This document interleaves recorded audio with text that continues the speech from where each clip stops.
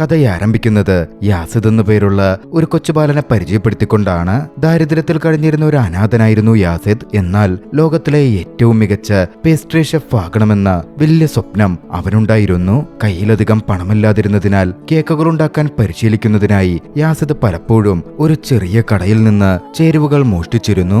വർഷങ്ങൾ കടന്നുപോയി. വർഷം 2000. യാസിദിന് 16 വയസ്സ് പ്രായം. ഫ്രാൻസിലെ പാരീസിലുള്ള ഒരാഡംബര റെസ്റ്റോറന്റിൽ ട്രെയിനിയായി അവൻ ജോലി ചെയ്തു വരികയാണ്. തന്റെ ആദ്യ രാത്രി ഷിഫ്റ്റിൽ യാസിദ് ഒരുപാട് കഷ്ടപ്പെട്ടു. പുതിയ ആളായതുകൊണ്ട് അവൻ വളരെയധികം പരുങ്ങലിലായി. ഒട്ടനവധി തെറ്റുകളും വരുത്തി. ഹെഡ് ഷെഫ് മറ്റ് പാചകക്കാർക്ക് നിർദ്ദേശങ്ങൾ നൽകിക്കൊണ്ടിരുന്നപ്പോ പാത്രങ്ങൾ കഴുകുകയായിരുന്ന യാസിദ് അബദ്ധത്തിൽ വലിയ ശബ്ദമുണ്ടാക്കി. ഇത് ഷെഫിനെ പ്രകോപിപ്പിച്ചു. അദ്ദേഹം യാസിദിനെ അടുത്തേക്ക് വിളിക്കുകയും ഉടൻ തന്നെ ജോലിയിൽ നിന്ന് പിരിച്ചുവിടാൻ വേണ്ടി തീരുമാനിക്കുകയും ചെയ്തു.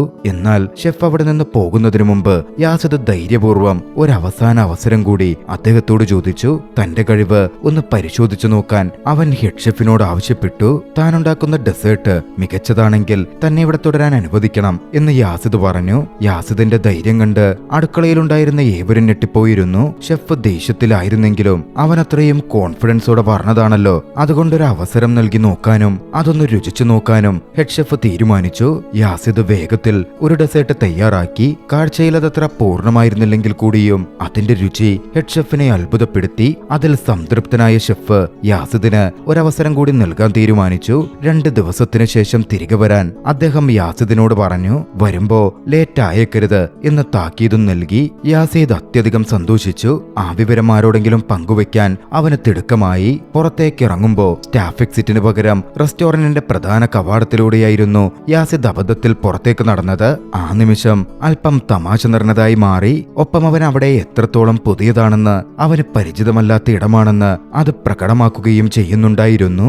യാസിദ് അനാഥാലയത്തിൽ എത്തിയപ്പോ തന്റെ പ്രിയപ്പെട്ട ഷെഫിന്റെ പോസ്റ്റർ മുറിയിലെ തറയിൽ ചുരുട്ടിക്കൂട്ടിയ നിലയിൽ അവൻ കണ്ടു. തന്റെ റൂംമേറ്റിന് ആ പോസ്റ്റർ ഇഷ്ടമല്ലാത്തതിനാലാണ് അങ്ങനെ ചെയ്തതെന്ന് ചോദിച്ചപ്പോ അവൻ അറിഞ്ഞു. ദേഷ്യം വന്ന യാസിദ് അന്ന് റൂംമേറ്റുമായി വഴക്കിട്ടു. അവർ തമ്മിൽ വലിയ രീതിയിൽ ഇടിയുണ്ടായി. അന്ന് നടന്ന ആ പ്രശ്നത്തിന്റെ പേരിൽ വൈകാതെ യാസിദിനെ ഹെഡ് മിസ്ട്രസ് വിളിപ്പിച്ചു. അതായത് യാസിദുള്ള ആ അനാഥാലയത്തിന്റെ മേധാവി. എപ്പോഴും പ്രശ്നങ്ങൾ ഉണ്ടാക്കുന്നതുകൊണ്ട് അവർ യാസിദിനെ കനത്ത രീതിയിൽ ശകാരിച്ചു.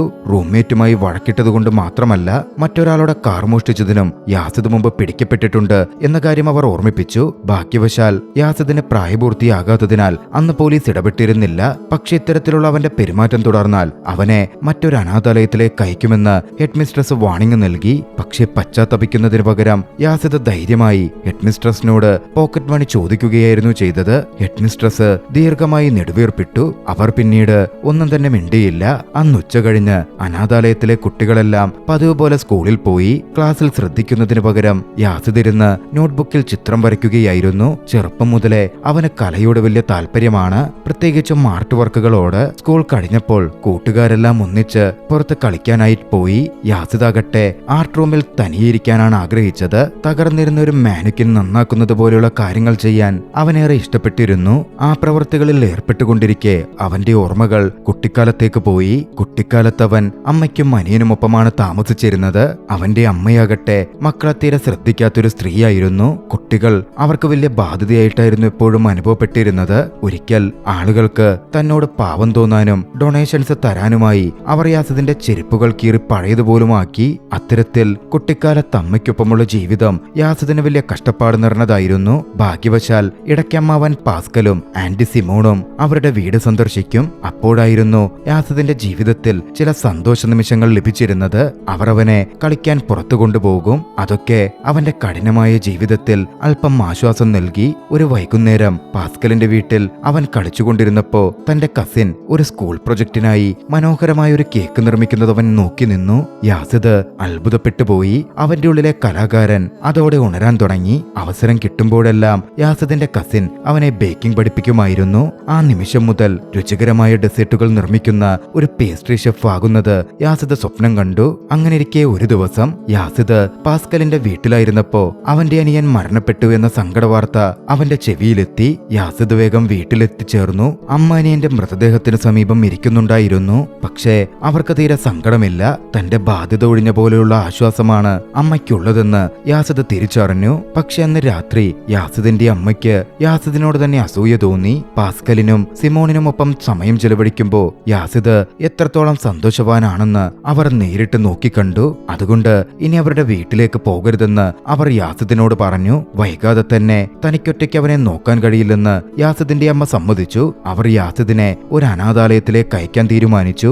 പാസ്കലിനും സിമോണിനും ഏറെ വിഷമം തോന്നിയെങ്കിലും അവരെ തടയാൻ അവകാശമില്ലാത്തതുകൊണ്ട് അവർക്കൊന്നും ചെയ്യാൻ കഴിഞ്ഞില്ല. പിറ്റേന്ന് സ്കൂൾ കഴിഞ്ഞ് പാരീസിൽ ഒരു ആഡംബര റെസ്റ്റോറന്റിൽ ജോലി ചെയ്യാനുള്ള പരീക്ഷയിൽ താൻ വിജയിച്ച വിവരം യാസിദ് ആവേശത്തോടെ തന്റെ സുഹൃത്തിനടുക്കൽ പറഞ്ഞു. അടുത്ത ദിവസം രാവിലെ തന്റെ പുതിയ ജോലി ആരംഭിക്കുമെന്നും അവൻ കൂട്ടിച്ചേർത്തു. അത് കേട്ട ആ സുഹൃത്ത് അവൻ ആശംസകൾ നേർന്നു. യാത്രയ്ക്കുള്ള പണം യാസിദിന്റെ കയ്യിലില്ലായിരുന്നു. നിരാശനായ അവൻ രാത്രി ഹെഡ് മിസ്ട്രസിന്റെ ഓഫീസിലേക്ക് ഒളിച്ചു കയറി അവരുടെ മേശവലിപ്പിൽ നിന്ന് കുറച്ച് പണം മോഷ്ടിച്ചു. അവൻ പുറത്തിറങ്ങിയപ്പോ കൂടെയുണ്ടായിരുന്ന സുഹൃത്ത് എന്തോ ഒന്ന് വിൽക്കാനായി ഒരു ചെറിയ ഇടപാടിന് തന്റെ കൂടെ വരാൻ യാസിദിനോട് പറഞ്ഞു. പെട്ടെന്ന് തന്നെ തിരിച്ചു വരാം എന്നും സുഹൃത്ത് വാഗ്ദാനം ചെയ്തിരുന്നു. താല്പര്യമില്ലാതിരുന്നിട്ടും യാസിദ് സമ്മതിച്ചു. ഒടുവില് കൂടിക്കാഴ്ച സ്ഥലത്തെത്തിയപ്പോ യാസിദിന് അസ്വസ്ഥത തോന്നി. ആ ഇടപാടിന് വിചാരിച്ചതിലും കൂടുതൽ സമയമെടുത്തിരുന്നു. അടുത്ത ദിവസം രാവിലെ ജോലിക്ക് പോകാൻ തയ്യാറെടുക്കുന്നതിനായി വേഗം വീട്ടിലെത്തണമെന്ന ചിന്തയിലായിരുന്നു അവൻ. പെട്ടെന്നാണ് അങ്ങോട്ടേക്ക് പോലീസ് എത്തിയത്. യാസിദ് അടക്കം എല്ലാവരെയും പോലീസ് അറസ്റ്റ് ചെയ്തു. അന്ന് രാത്രി അവന് ജയിലിൽ കഴിയേണ്ടി വന്നു. പിറ്റേന്ന് രാവിലെ പോലീസ് സ്റ്റേഷനിൽ നിന്ന് വിളിച്ചതിൻ പ്രകാരം അവന്റെ അമ്മ വന്നായിരുന്നു അവനെ മോചിപ്പിച്ചത്. പ്രായപൂർത്തിയാകാത്തതുകൊണ്ട് അവനെ വിട്ടയക്കുകയായിരുന്നു. വർഷങ്ങളോളം കണ്ടിട്ടില്ലെങ്കിലും യാസിദിന്റെ അമ്മയിൽ യാസിദിനോടുള്ള പെരുമാറ്റത്തിലും മറ്റും ഒരു മാറ്റവും വന്നിരുന്നില്ല. വീട്ടിലേക്കുള്ള യാത്രയിൽ അവർ അവനെ ശകാരിച്ചുകൊണ്ടേയിരുന്നു. അവനൊന്നിനും കൊള്ളാത്തവനാണെന്നും മറ്റും അവർ വിളിച്ചു പറഞ്ഞു. യാസിദിന് അത് സഹിക്കാനായില്ല.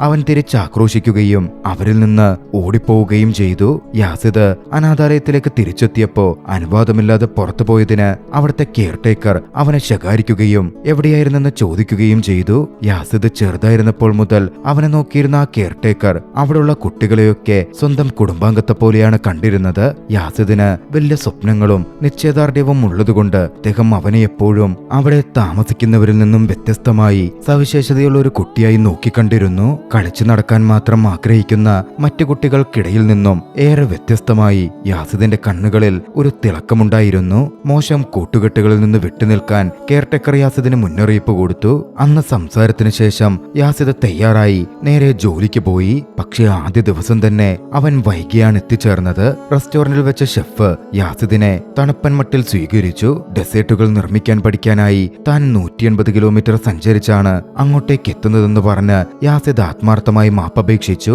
പക്ഷേ അതെന്റെ പ്രശ്നമല്ല എന്ന് കർക്കശമായ സ്വരത്തിൽ ഷെഫ് മറുപടി നൽകുകയായിരുന്നു ചെയ്തത്. നിരാശനായ യാസിദ് അവിടെ നിന്ന് പോകാനൊരുങ്ങിയപ്പോ ഷെഫ് അവനെ തിരിച്ചു വിളിച്ചു. യാസിദിന് ഒരവസരം കൂടി നൽകാൻ അദ്ദേഹം തീരുമാനിച്ചു. അതവന് വലിയ ആശ്വാസവും ഷെഫിനടുക്കൽ വലിയ നന്ദിയും ഉണ്ടാക്കി. അന്ന് ഉച്ചകഴിഞ്ഞ് അനാഥാലയത്തിൽ തിരിച്ചെത്തിയ യാസിദ് ക്ഷീണം കാരണം ഉടൻ തന്നെ ഉറങ്ങിപ്പോയിരുന്നു. മറുവശത്ത് അതേസമയം ഓഫീസിൽ ഹെഡ് മിസ്ട്രസും കെയർടേക്കറും യാസിദിനെ പറ്റി പറഞ്ഞ് തർക്കിക്കുകയാണ്. യാസിദ് ഉണ്ടാക്കുന്ന പ്രശ്നങ്ങൾ കാരണം അവനെ മറ്റൊരു അനാഥാലയത്തിലേക്ക് അയക്കാൻ ഹെഡ് മിസ്ട്രസ് ആഗ്രഹിച്ചു. പക്ഷെ കെയർടേക്കർ അവനു വേണ്ടി നിലകൊണ്ടു. യാസിദിനെ അയക്കുകയാണെങ്കിൽ താനും ഇവിടം വിട്ടുപോകും എന്ന് അദ്ദേഹം ഉറപ്പിച്ചു പറഞ്ഞു. അടുത്ത ദിവസം റെസ്റ്റോറന്റിൽ വെച്ച ഷെഫ് യാസിദിനെ ഡെസേർട്ടുകൾ ഉണ്ടാക്കാൻ പഠിപ്പിച്ചു തുടങ്ങി. രുചികരമായ കേക്കുകൾ ഉണ്ടാക്കാൻ പ്രത്യേക രഹസ്യങ്ങളൊന്നുമില്ലെന്നും ഹൃദയം പൂർണ്ണമായും നൽകി പ്രവർത്തിക്കുകയും ഒരുപാട് പരിശീലിക്കുകയും ചെയ്യുക മാത്രമാണ് പ്രധാനമെന്നും ഷെഫ് വിശദീകരിച്ചു. യാസിദിന് ആ വാക്കുകൾ വലിയ പ്രചോദനം നൽകി.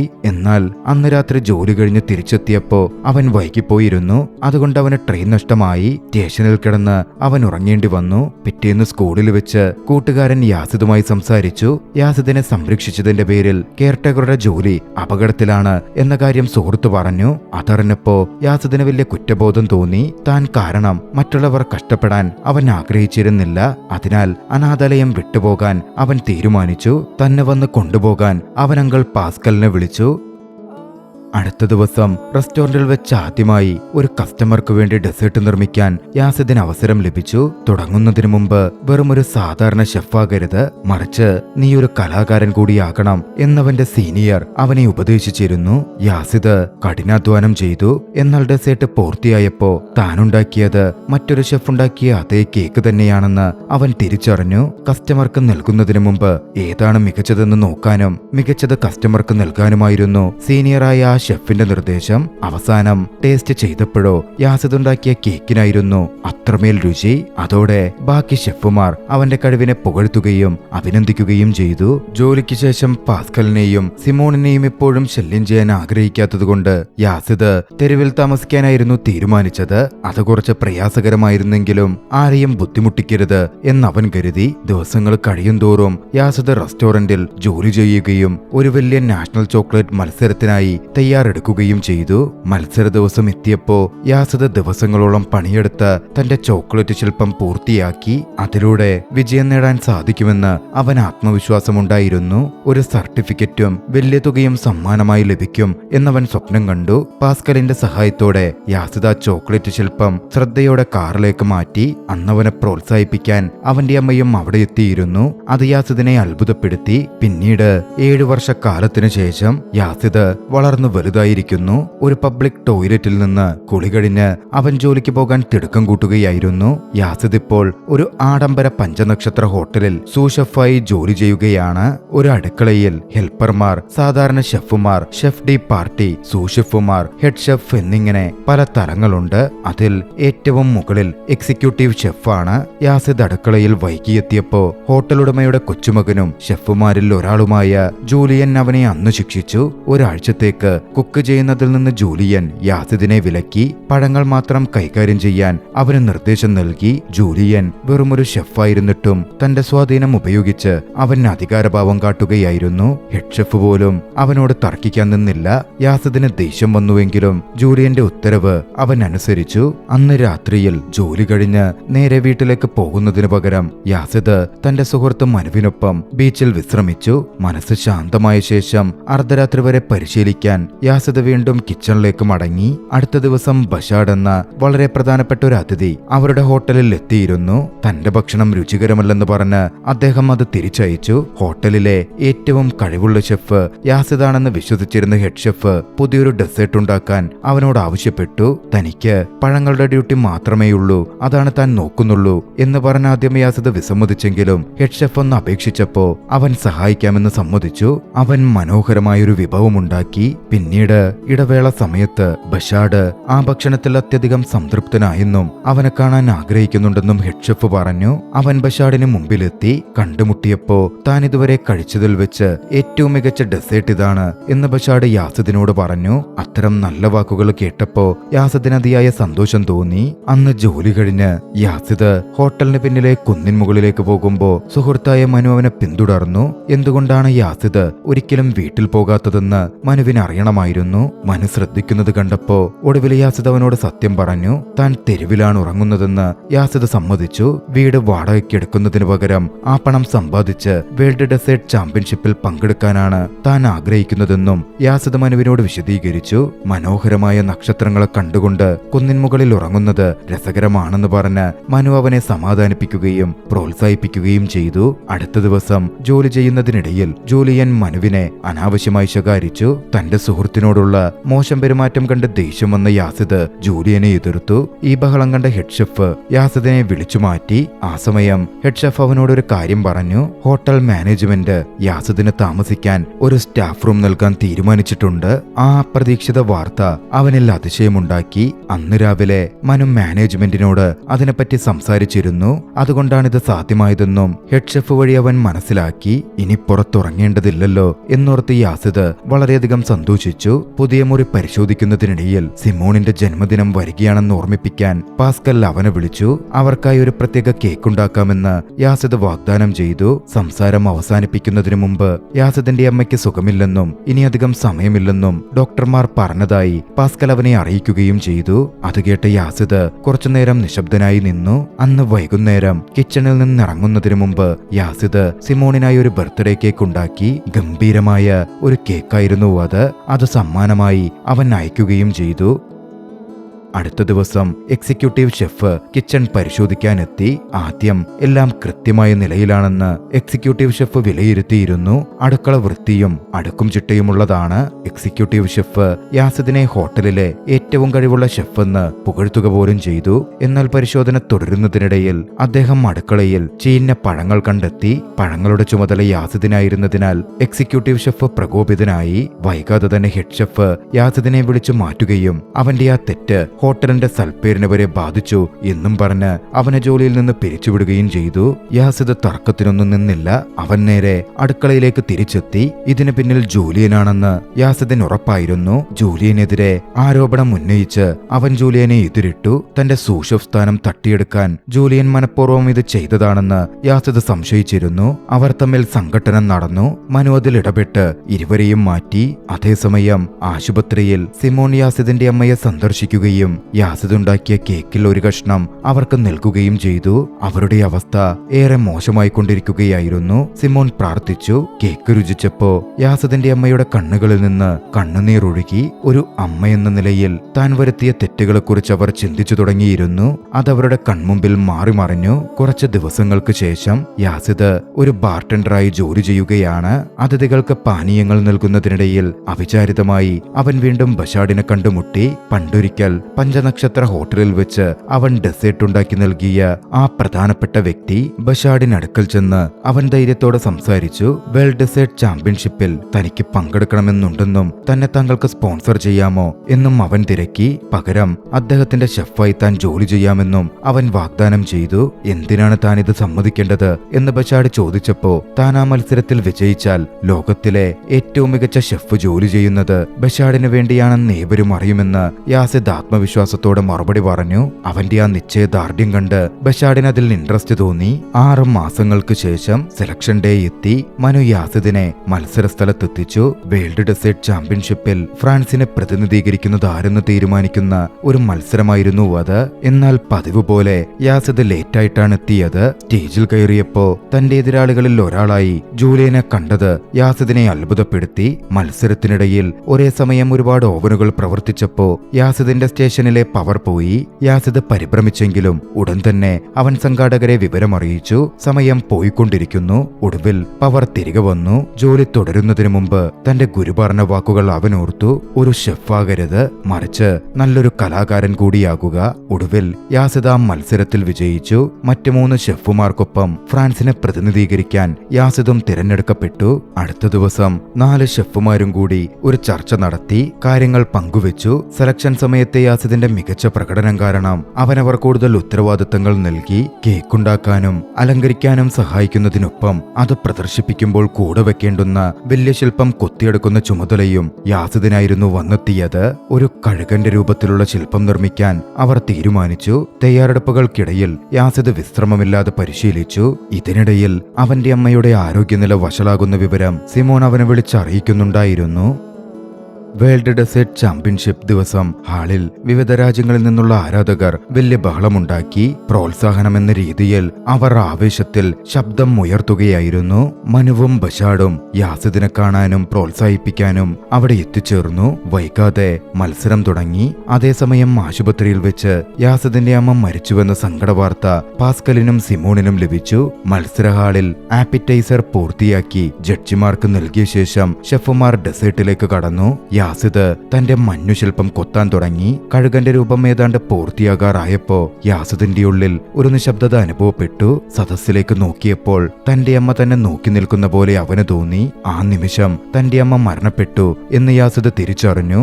അമ്മയോട് ഇത്രകാലം തോന്നിയ ദേഷ്യം ആ നിമിഷം അവന് നന്ദിയായി മാറി. ഒട്ടും വൈകാതെ യാസിദ് തന്റെ ശില്പത്തിന്റെ രൂപം മാറ്റാൻ തീരുമാനിച്ചു.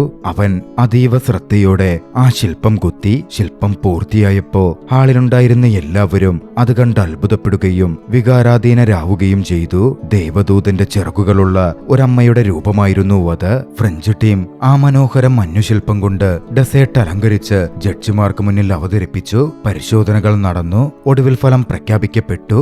ബെൽജിയം 3ാം സ്ഥാനം നേടി. ജപ്പാൻ 2ാം സ്ഥാനത്തെത്തി. വേൾഡ് ഡെസേർട്ട് ചാമ്പ്യൻഷിപ്പിൽ 1ാം സ്ഥാനം ഫ്രഞ്ച് ടീമിനാണെന്ന് പ്രഖ്യാപിക്കപ്പെട്ടു.